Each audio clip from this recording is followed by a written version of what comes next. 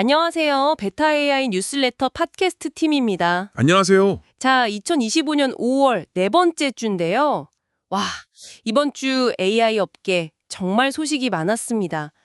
새로운 모델부터 또 흥미로운 인수합병, 그리고 AI 규제 논의까지 네, 정말 정신없이 돌아갔던 한 주 같아요. 빠르게 한번 핵심만 짚어보죠.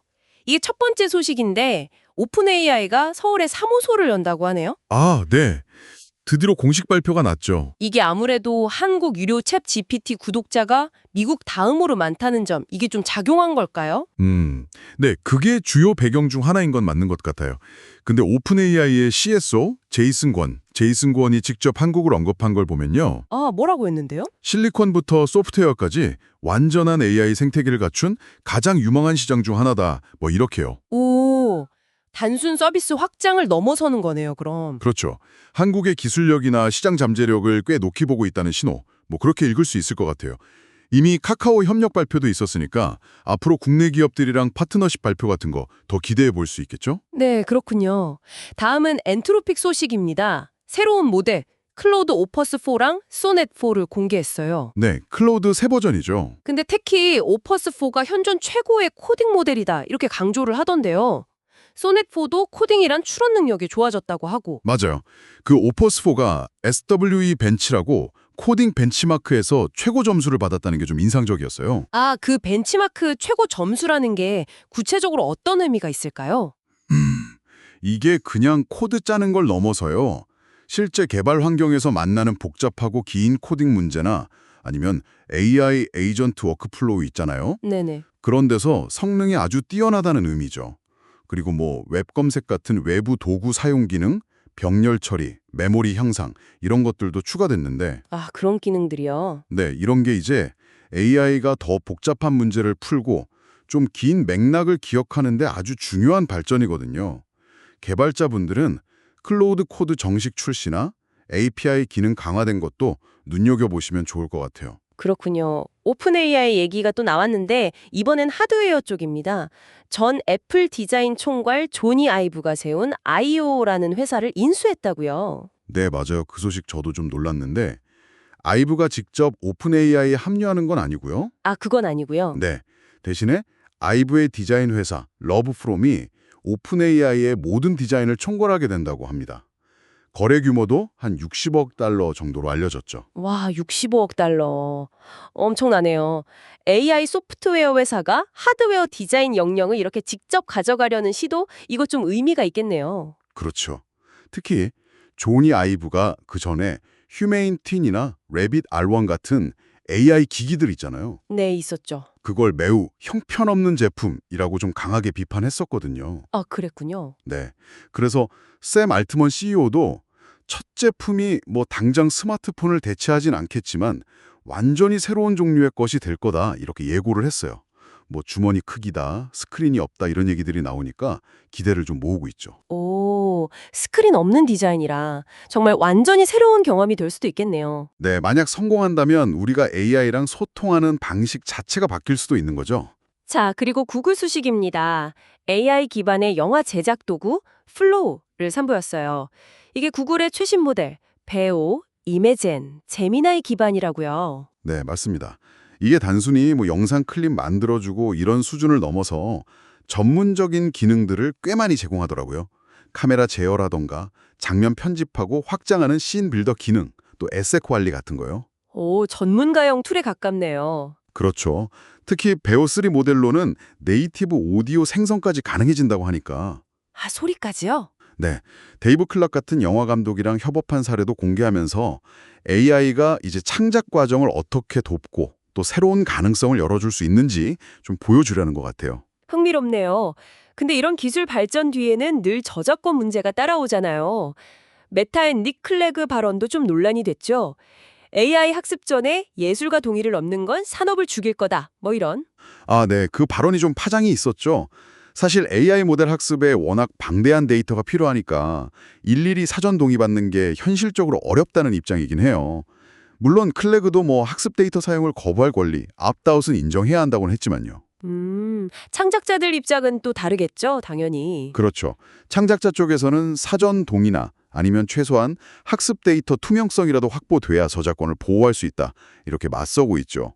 영국 의회에서는 일단 관련 법안이 부결되긴 했는데 이게 끝은 아닐 겁니다.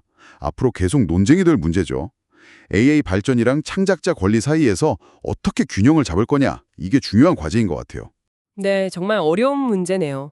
자, 마지막 소식인데요. 이건 또 지정학적 문제랑 엮여 있습니다. 엔비디아가 미국의 수출 규제를 피해서 중국 시장용으로 저가형 AI 칩을 출시할 계획이라고요. 네, 맞습니다. 기존에 제한됐던 H10의 모델보다 훨씬 싸게 나올 걸로 예상되더라고요. 한 6,500달러에서 8,000달러 사이? 아, 가격 차이가 꽤 나네요. 성능은 좀 낮춘 거겠죠, 아무래도? 네, 그렇죠. 고대역폭 메모리 HBM 대신에 일반 GDDR7 메모리를 쓰고요. TSMC의 그 고급 패키징 기술, 코어S도 사용 안 하고. 이렇게 사양이나 제조 요구사항을 좀 낮춘 결과죠. 결국 미국의 규제 속에서 어떻게든 중국 시장을 놓치지 않으려는 엔비디아의 전략적인 움직임으로 봐야겠군요. 네, 고육지책이라고 할 수 있겠죠. AI 패권 경쟁이 단순히 기술뿐만 아니라 이런 지정학적 변수에도 크게 영향을 받는다는 걸 보여주는 사례 같습니다.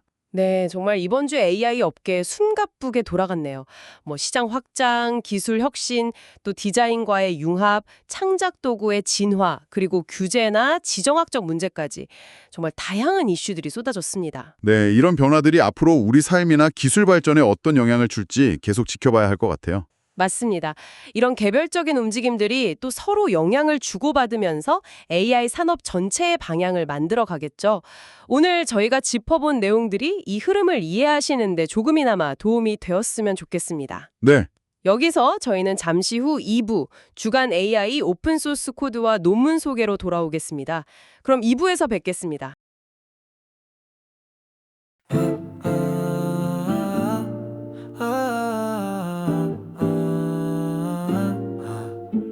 Better AI newsletter, your favorite AI newsletter. 매주 수요일 오후 2시에는 이메일 AI 소식을 전해드려요.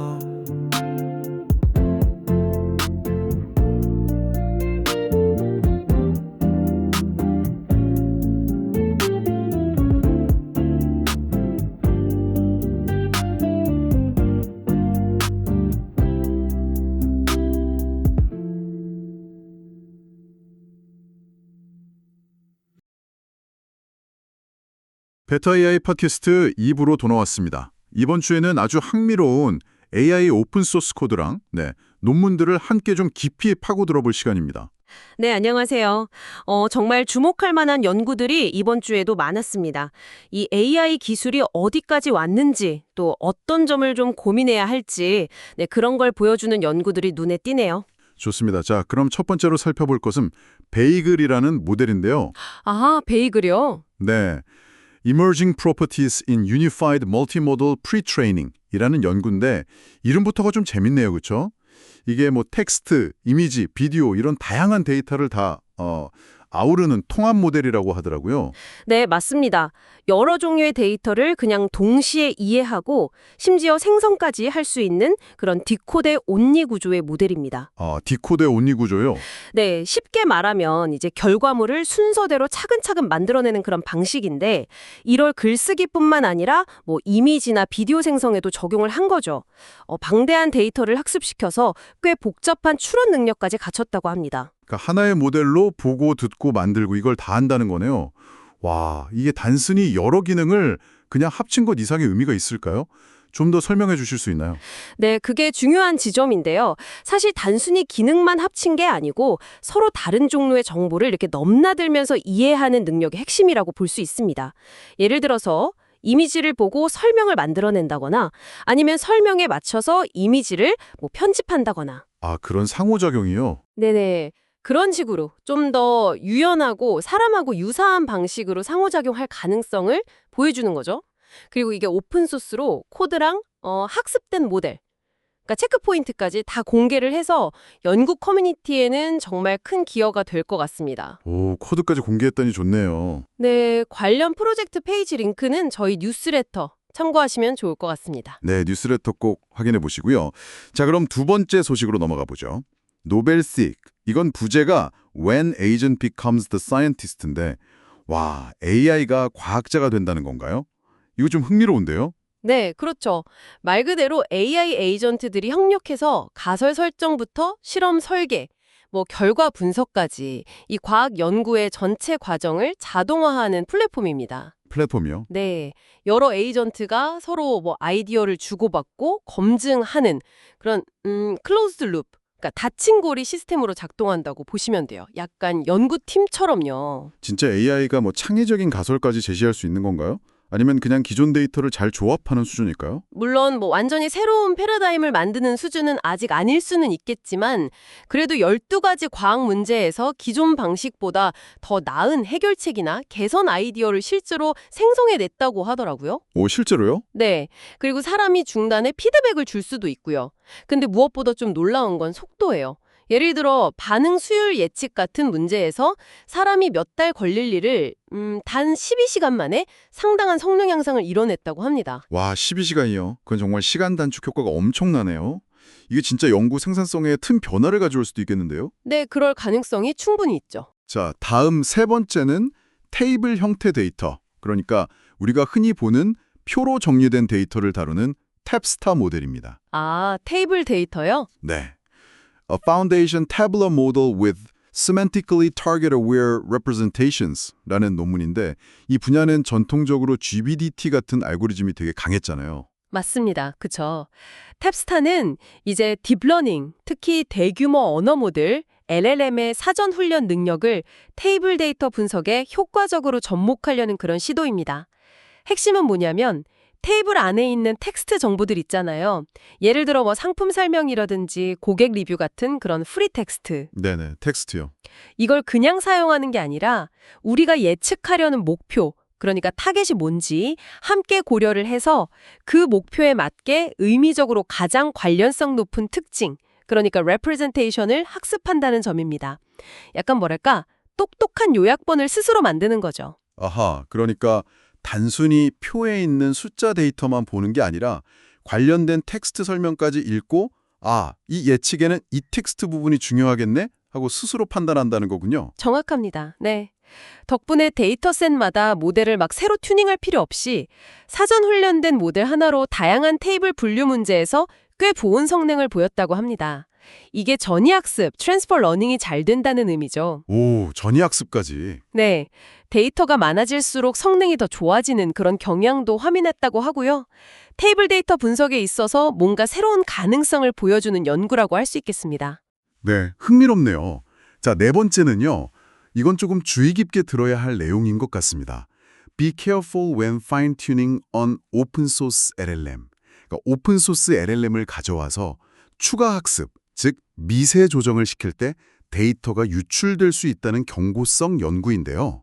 네, 이게 좀 심각한데요. 많은 개발자분들이 공개된 모델에다가 이제 자신들의 데이터를 학습시켜서 특정 용도에 맞게 성능을 개선하잖아요. 그렇죠. 많이들 그렇게 하죠. 근데 이 연구는 좀 충격적이게도 모델을 처음 만든 원 개발자가 약간의 조작, 그러니까 백도어 학습 같은 걸 통해서 나중에 다른 사람이 미세 조정에 사용한 데이터를 몰래 빼낼 수 있다는 걸 실험으로 보여줍니다. 네, 그걸 빼낼 수 있다고요? 네, 심지어 모델 내부를 뜯어보지 않고 그냥 질문하고 답을 받는 그런 블랙박스 접근만으로도 가능하다고 해요. 질문만 던져서 학습 데이터를 빼낸다뇨. 그럼 실험 결과는 어느 정도였나요?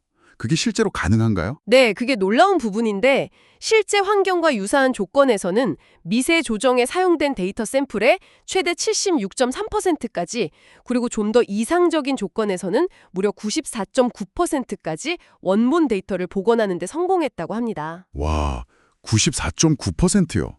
거의 다 복원된다는 거잖아요. 그렇죠. 그리고 기존에 알려진 몇 가지 방어 기법들도 우회 가능하다고 하니까 이거는 오픈소스 모델 활용할 때 정말 심각하게 고려해야 할 새로운 보안 위협이라고 봐야 합니다. 이야, 이건 정말 큰 문제네요. 오픈소스 생태계에도 영향이 있을 것 같고요. 네, 맞습니다. 그 능력을 평가하는 기준, 즉 벤치마크에 대한 이야기네요. 네, LLM을 바로 게임에 적용하려고 하면 몇 가지 문제가 좀 있습니다.